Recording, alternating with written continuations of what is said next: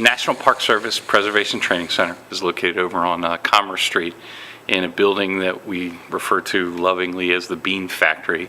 Was part of an industrial suite of buildings that was located over in that block. The current tenant, and has been for better than a decade, is the National Park Service's Preservation Training Center, where preservationists from across the National Park Service system come to learn techniques to preserve some of our nation's most important treasures.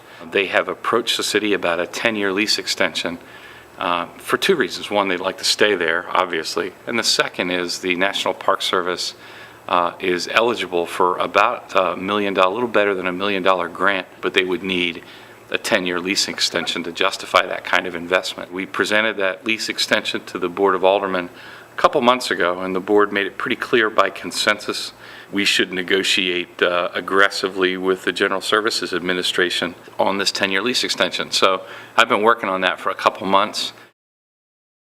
A thoughtful, structured process. We're going to take our time. We're not rushing to judgment on any proposal. We're not favoring any proposal.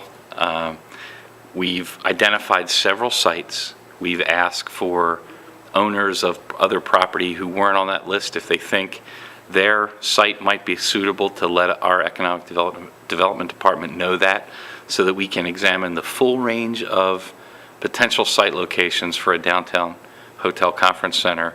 Mr. McIntosh has submitted what I think is a viable proposal, but it's important to overlay the fact that the aldermen, the people that I work for, and the mayor made it clear that they wanted me to go negotiate this 10-year lease extension. I define it jokingly as the, sort of the definition of irony that Mr. McIntosh put together a very thorough proposal idea because the GSA is a slow entity to negotiate a lease with. Well, suddenly the GSA was on the phone with me twice in the last 2 days, and we've accelerated this lease discussion. So I guess that's the definition of irony. Mr. McIntosh's interest seems to have spurred the interest of the federal government.